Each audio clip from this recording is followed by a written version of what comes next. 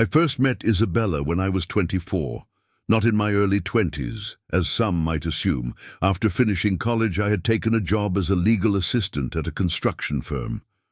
It was not a glamorous position, but it provided me with stability, a stepping stone into the professional world.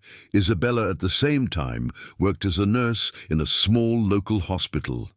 She carried with her a sense of compassion and empathy that came naturally from her profession. Our lives intersected through mutual friends. One evening at a casual gathering, and what followed was nothing short of a whirlwind romance.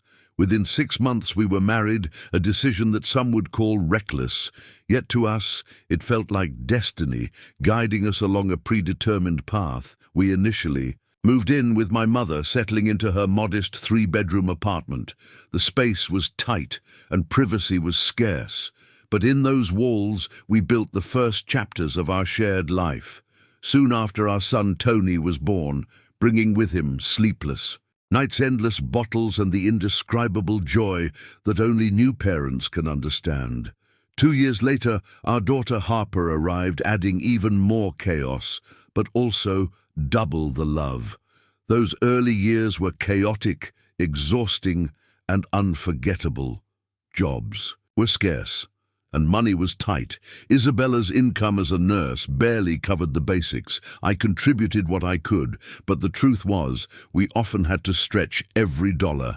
We lived frugally, repairing clothes, reusing furniture, and finding joy in the little moments of family life. Yet somehow we made ends meet, and in the struggle we grew stronger as a couple. It was around that time that an old classmate reached out to me with a job offer. He ran a construction business that specialized in building wooden baths, saunas, and custom furniture. The work was physical, demanding, and often dirty, but the pay was decent, and the work was abundant. I jumped at the chance, knowing that this could be the opportunity to pull us out of survival mode. As the years passed and the new millennium unfolded, opportunities improved further. My classmate eventually offered to sell me the business, and I accepted without hesitation. That decision became the turning point of my life. From that moment forward, life started to turn in our favor. Isabella left her nursing job, something she had always found draining, and returned to school with determination. She became a licensed cosmetologist, and I purchased a small room for her, where she opened a cozy beauty salon. It was her sanctuary, a place where she could channel her creativity and independence. The children grew up fast. Tony graduated from university and eventually found work abroad, building a career and life for himself, while Harper completed a degree in foreign languages and married a man who ironically now works for me. They were doing well, flourishing in their paths, and blessed us first with a grandson and later with a granddaughter.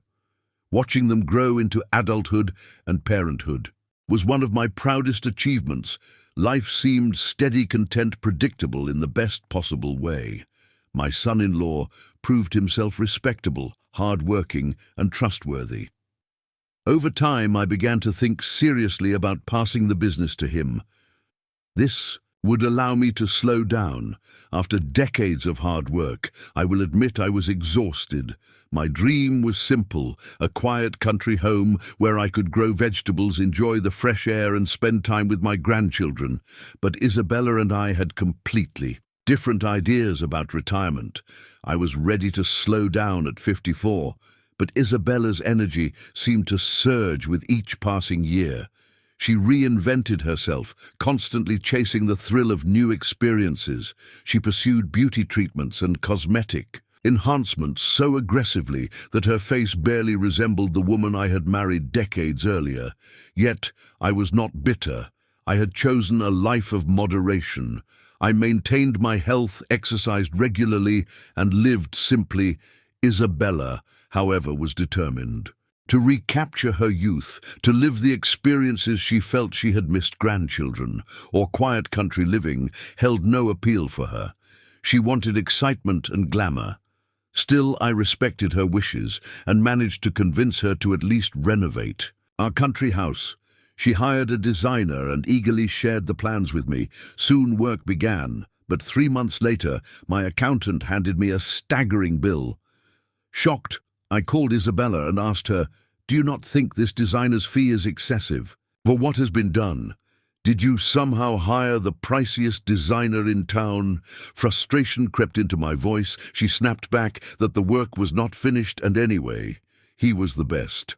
Her tone dared me to argue. I told her I did not care how good he looked or talked. Paying the crew directly would have been far cheaper. She coldly shot back that if I did not like it, I should have handled it myself. Before hanging up, lately our marriage had become tense. She was always busy, absorbed in studies, and endlessly occupied. I, meanwhile, managed the children, the business, and everything else. That summer we decided, as a family, myself, Harper and my son-in-law, to spend time at the country house.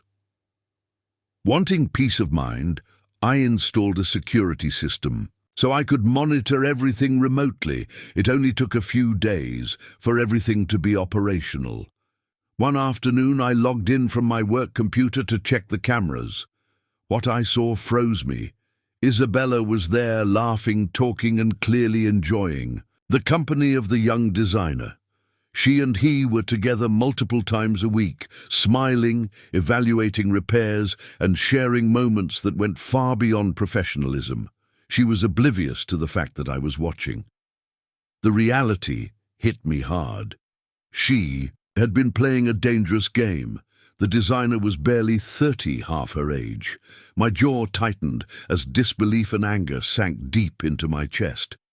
The conversation with Isabella that followed was short. I told her calmly but firmly that I wished her well, in whatever path she chose. At first she denied everything, but when I showed her the footage, there was no room left for lies. At last, she admitted it. "We love each other," she said quietly, shame heavy in her voice. "He is the love of my life." The bitter truth settled inside me. Perhaps the saying should read that women are fools, not because they are inherently so, but because their hearts sometimes blind them to reality. Shortly after, I moved to the country, continuing to oversee my business, but planning to gradually hand it over to my son-in-law, whom I trusted completely. He proved to be a natural, absorbing every lesson and carrying forward with integrity. Meanwhile, Isabella's designer thrived at her expense. He lived extravagantly surrounded by young women, all while pretending to love my wife. I watched from a distance, wondering when or if she would ever see the truth. A month ago, my daughter broke the news to me. "Dad," she said quietly, "he left Mom. He found someone with more money and influence. He is now with the daughter of a politician, and she is pregnant with his child." Isabella cried, regretted everything and wanted to return, but her pride and shame kept her from reaching out. Hearing this, I felt nothing. My life had already moved on. Now I live outside the city, working at my own pace. The business has been successfully transferred to my son-in-law, who manages it with discipline and honesty. I no longer concern myself with Isabella or the chaos she left behind. The children may struggle with their mother, but that is no longer my burden. My life today is quieter, simpler, and more fulfilling. I have found peace in my work, my home, my family, and the steady rhythm of days, free from the complications that once consumed my every thought.